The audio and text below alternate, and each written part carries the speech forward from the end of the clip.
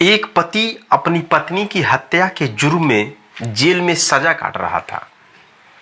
2 साल 9 महीने के बाद मालूम चलता है कि उसकी पत्नी अभी जिंदा है और वो अपने बॉयफ्रेंड के साथ शादी कर चुकी है, जिसका इस समय एक लड़की भी पैदा हुई है। जब पुलिस उस औरत को गिरफ्तार करती है तो जो सच्चाई निकलकर सामने आती है उसको जानकर पुलिस वालों के भी रोंगटे खड़े हो जाते हैं। नमस्कार दोस्तों, मैं हूं संतोष, आप देख रहे हैं क्राइम का सच।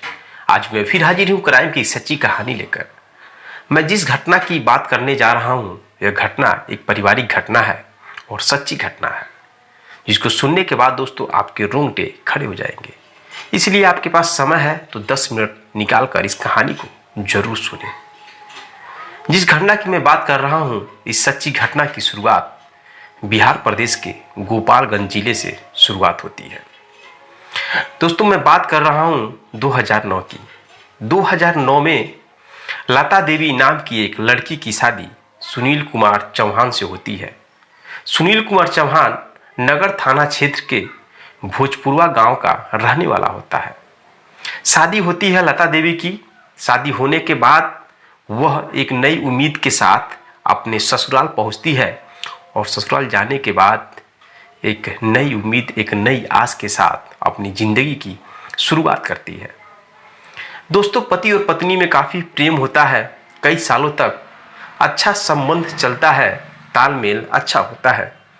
लेकिन कुछ सालों के बाद उन दोनों के बीच तालमेल नहीं बैठता है और दोनों आपस में लड़ाई झगड़े करना स्टार्ट कर देते हैं।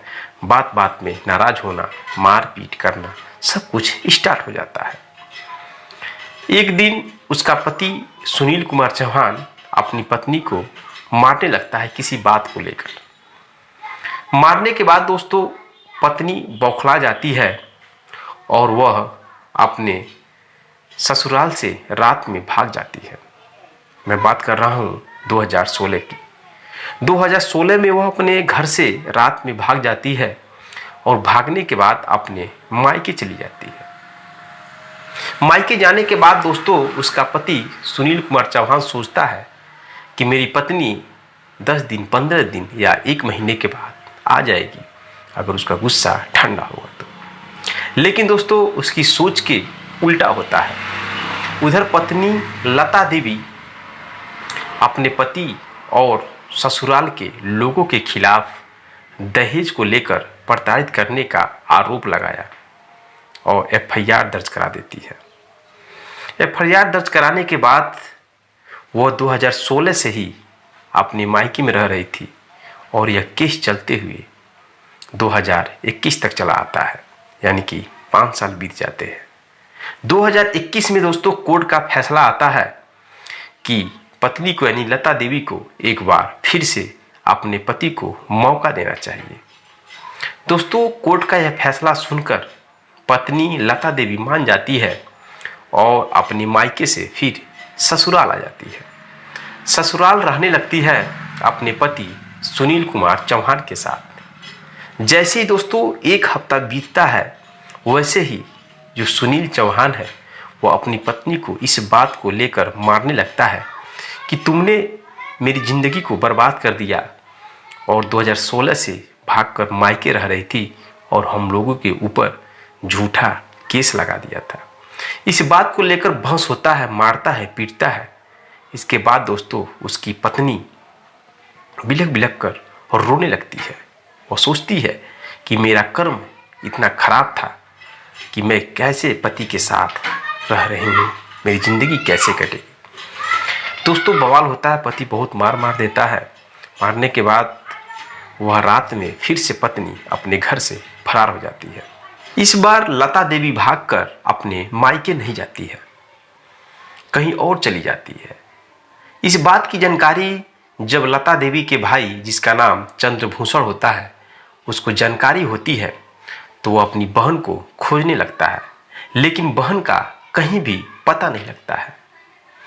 फिर उसके दिमाग में जाता है कि लग रहा है कि हमारे जो बहन है उसका पति उसको मारकर कहीं फेंक दिया। इस शक की वजह से दोस्तों 25 जुलाई 2021 को लता देवी का भाई चंद्रभूषण सुनील चौहान समेत 5 लोगों पर बहन का अपहरण कर हत्या करने और 100 को गायब करने का आरोप लगाते हुए एफआईआर दर्ज करा देता है।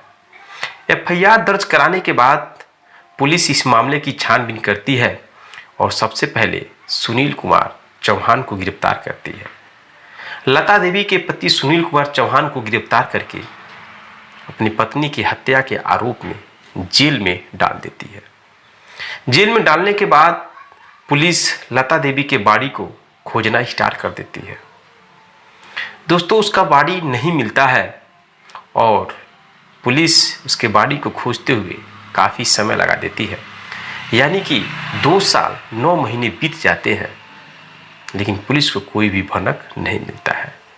2 साल 9 महीने बीतने के बाद दोस्तों, पुलिस जो लता देवी का भाई है चंद्रभूषण, उसके मोबाइल नंबर को ट्रेस करती है और ट्रेस करने के बाद जनवरी में मालूम चलता है कि वह अपनी बहन यानी लता देवी से बात किया था।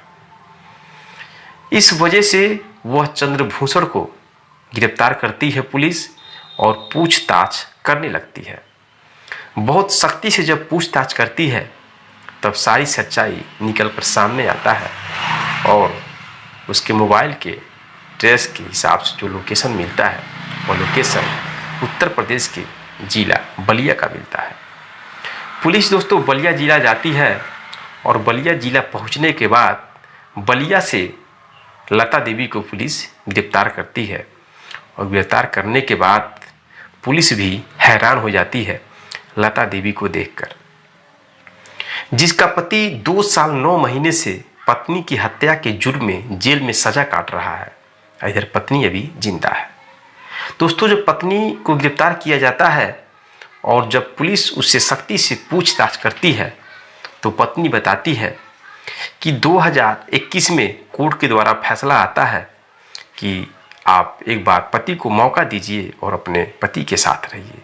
मैंने मौका दिया लेकिन मेरा पति सुधरा नहीं अपने रवैये पे और मुझे मारने पीटने लगा। इस वजह से मैं परेशान हो गई और एक दिन मेरा पति मुझे बहुत ही मारने लगा और मारकर एक झाड़ी में फेंक दिया। उसे लगा कि मैं मर चुकी हूँ, लेकिन मुझे जब होश आया तो मैं सीधे बिहार से पहुँच गई गोरखपुर और गोरखपुर जाने के बाद मेरी मुलाकात एक ट्रक ड्राइवर से होती है और ट्रक ड्राइवर से मुलाकात होने के बाद हम दोनों में प्यार हो जाता है और प्यार होने के बाद हम दोनों एक दूसरे से शादी कर लिए और शादी करके अपनी ज़िंदगी में काट रही हूँ। इस समय हमारी एक लड़की भी पैदा हुई है। दोस्तों, यह कहानी सुनकर के पुलिस वाले भी हैरान हो जाते हैं। मैं आपको ये सच्ची घटना किसी के दिल को चोट पहुंचाने के लिए नहीं सुनाता हूं, बल्कि आपको जागरूक और सतर्क होने के लिए ये सच्ची घटना सुनाता हूं। दोस्तों, पति और पत्नी का रिश्ता बहुत ही अनमोल माना जाता है। शादी होने से पहले 7 जन्मों के 7 फेरे लगाए जाते हैं, साथ साथ रहने के लिए 7 जन्मों के कस्में खाए जाते हैं। लेकिन शादी होने के बाद आदमी चंद पलों में इन सब चीज़ों को भूल जाता है और पति पत्नी के रिश्ते टूट जाते हैं। अगर आपको परिवार चलाना है तो सबसे ज़रूरी है कि आपके अंदर विश्वास, धैर्य, आत्मविश्वास, संयम, सहनशीलता, इन सब चीज़ों की बहुत ज़रूरी होती है परिवार को चलाने के लिए। खास सबसे ज़रूरी यह है कि पति और पत्नी के बीच प्यार और विश्वास बहुत ही ज़रूरी है। जिस पति और पत्नी में विश्वास और प्यार टूट जाते हैं तो फिर वह रिश्ता नहीं चल सकता है। दोस्तों, अगर आपको यह सच्ची घटना अच्छी लगी, इससे आपको कुछ भी नई चीज़ों का सीख मिला है, तो चैनल को सब्सक्राइब, वीडियो को लाइक कर दीजिए ताकि मेरा हौसला और बढ़ते रहे और मैं आपको एक सच्ची घटना सुनाकर आपको जागरूक, सतर्क करता रहूं। मिलता हूं नेक्स्ट वीडियो में नेक्स्ट कहानी के साथ। तब तक के लिए दोस्तों, जय हिंद, जय भारत।